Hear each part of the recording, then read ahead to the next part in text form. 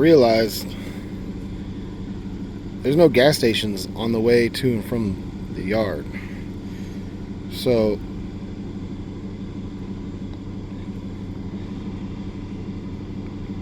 I'm just adding what gas I have here so that just in case. I'm not the kind of guy that likes to chance it with a vehicle that I'm not familiar with.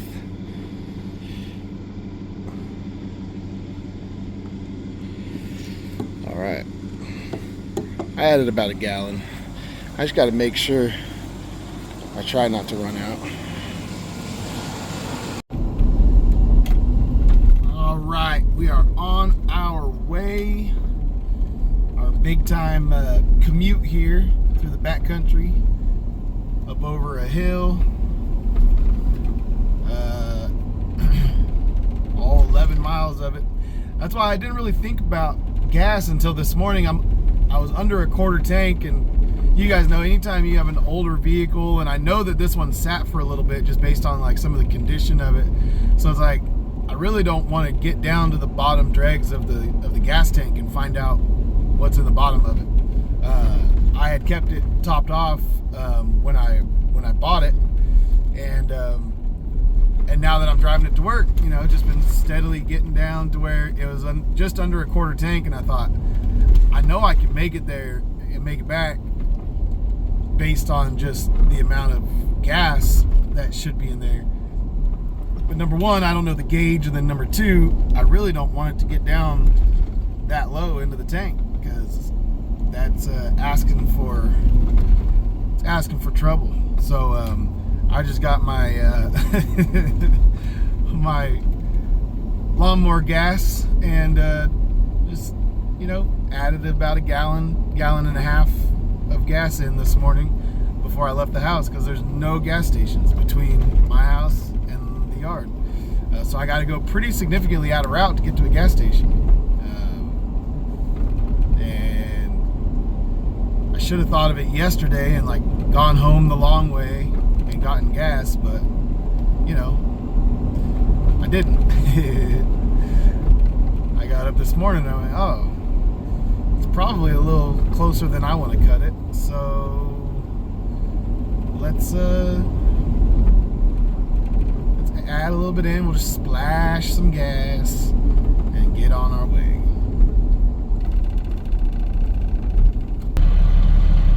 Alright, it's Friday. I have a theory about Fridays, that truckers are always in a hurry on Fridays. They want to hurry up and get done. They want to hurry up and get home. All that kind of stuff. So I figured it would be pretty busy here at the Pilot on Friday morning. The one good thing is there's not a lot of people taking a 30-minute break at 5 a.m. Not a lot. So it should just take however long it takes, and you know, people are slow, but it just is what it is. You can't get too bent out of shape. The guy I'm behind doesn't have any pumps going. So hopefully he's inside prepaying, he'll pump, and then he'll be out of here. But we'll see. We'll see what happens. Alright, just an update. 10 minutes later, that line's moved up, and Prime Ink got out of there. Oh, these guys are too much on the radio. Prime Ink already got out of there. If I would have pulled up into the next lane over behind Prime Ink, I'd be done. I'd be where this guy is fueling right now. That lady pulled up way after me. She's pulling up to get fuel. And still no pump in the truck, so I picked the wrong lane. I picked the lane with the guy that doesn't respect the process. He's inside, no pumps going. 10 minutes later, he's probably waiting for food at Wendy's. Hey, 20 minutes later. Man, you know what? He didn't even come get in the truck because I was standing outside. That means he was in the dang sleeper. He was in the sleeper, blocking the fuel island at in the sleeper. He's not gonna stop. There's no way he's gonna stop. Oh my gosh. All right. I might get in a fist fight right now. Who knows? This is ridiculous. All right, we are finally leaving the Pilot. That was a fun trip. So I got to figure something else out for fuel because, well, that kind of stuff happens at the Pilot. That's what happens at these big fuel stops. You get guys who just aren't very considerate, who are just in the middle of their whatever's going on in their world, and they're just absorbed in that and don't really think about everyone else around them. And anywhere where there's people, you're gonna find cotton-headed ninny-muggins. That's just the nature of it. So unless you can find, get fuel without dealing with people, like unless you can get like a fuel service to come fuel you up at night, then but that costs a lot, and I'm not paying for that. I'm just a driver. But I got to figure something else out. I got to come up with a different plan because I don't like getting frustrated in the morning and sitting behind someone for over 20 minutes while they sit in their sleeper for their 30 and don't even pull up, don't even idle forward. He just took a nap right there at the pump.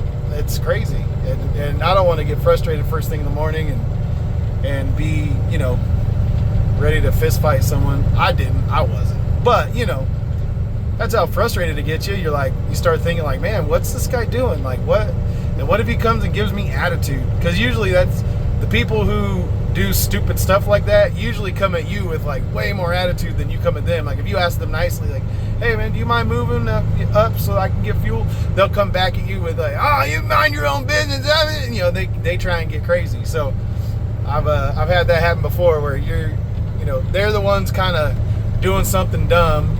You like politely mention like, hey, could you not do whatever you're doing and be considerate of others? And then they come back at you with like a crazy attitude and like they want someone to come fight them. I don't know, it's crazy. Anyway, that was an exciting Pilot trip. So 5 days this week. This is my 5th day. We're ready to rock and roll. 3 out of the 5 days I was very unhappy with my trip to the Pilot.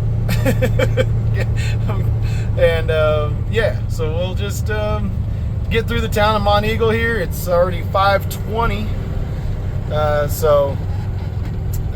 Sheesh, that was a really long trip over there. I got there at 4:40, so about 35 minutes it took me to get in and out of the Pilot. So that's 35 minutes of sleep I could have had. No, that's not how that works. But anyway, we'll get down here, we'll get loaded up, we'll get our day started. It's no biggie, no big deal, because it's truck driving and this is the things that happen. You trade one set of headaches in a business for another set of headaches in a truck. That's right. All right, let's get in line. Get in line. We'll get loaded up. Load number 1. All right, load number 1 coming out.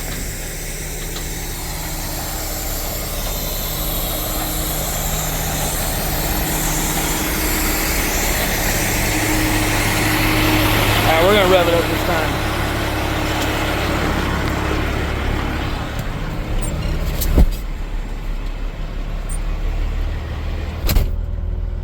Rev it up a little bit, speeds up the lifting action.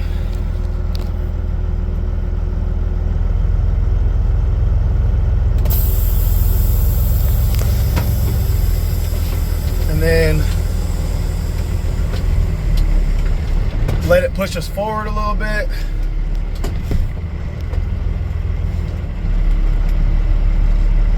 So that our door doesn't get hung up.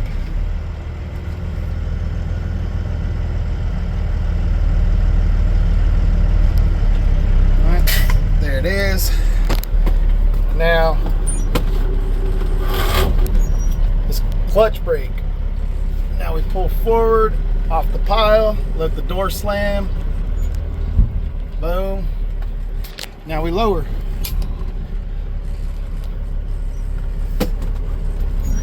You guys ever seen those videos of those guys driving with the end dumps that are still lifted up in the air?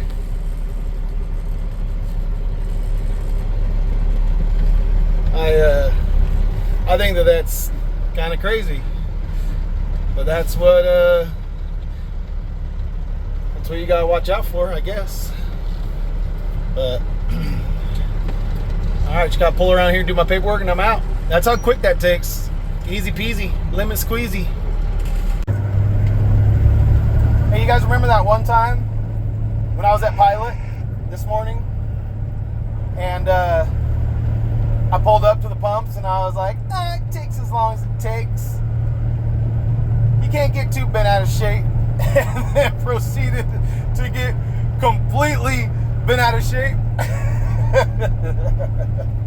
It went from like trying to talk myself into being calm and like, just stay positive, stuff takes as long as it takes. And then I went to after 20 minutes of sitting there, it's like, oh, come on, are you kidding me? Let's go. Anyway, so yeah, I'm human. Try to talk myself into being patient and have grace on people. But then inwardly I'm like sitting there having a conniption fit. But I didn't go up and say nothing to him. Of course I didn't get a chance to because he popped out of his sleeper, got in his driver's seat, and then pulled forward, and then he never got out of the truck and walked back. I was kind of waiting to see if he was going to walk back, and then he didn't hold me up. By the time I got done pumping, he had already moved. So it was just the 22 minutes that he was blocking up the pumps after he had pumped. That's the part that got me. But anyway, I just thought that was kind of funny as I was sitting here kind of looking over the video footage from this morning, and like when I first pull up to when I left, it's like pretty different. It's like, it's just a casual Friday. It takes as long as it takes. Everyone's in a hurry on Friday. I'm not in a hurry on Friday. I'm chilling. Oh, liar. Such a liar, Nick.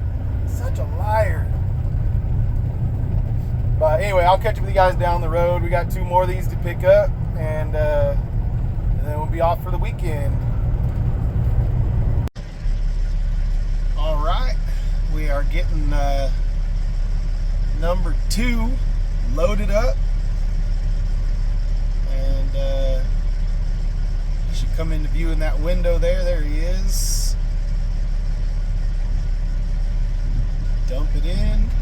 Oop. We wait for his honk. There he is. All right, time to go. Let's go.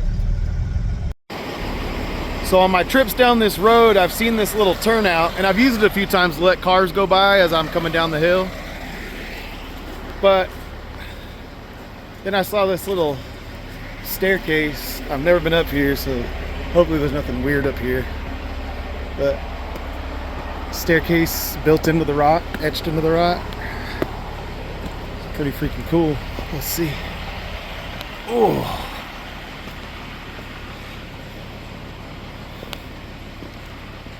All right. This is rad. It's a long way down.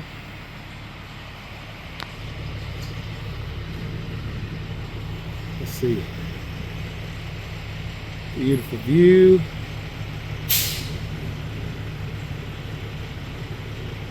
That's awesome. Well, now I know what this looks like. I was like, I gotta stop at some point and figure that out. Why not on a Friday when I'm not in a hurry? Because I'm not. What would I be hurrying for? What would be the point?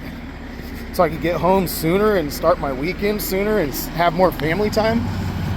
That sounds like a terrible idea. No, but I wanted to check it out. I might end up on that other haul next week and not be back here for a while, so I needed to check it out. To see from the road, you're driving, you just see those little hidden stairs and it's like, what the heck? What's going on? So anyway, wait for these cars to pass and then we'll get back down on the road.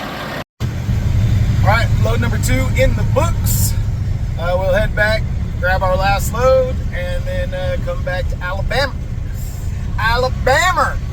And then shoot, after that, we should be heading home.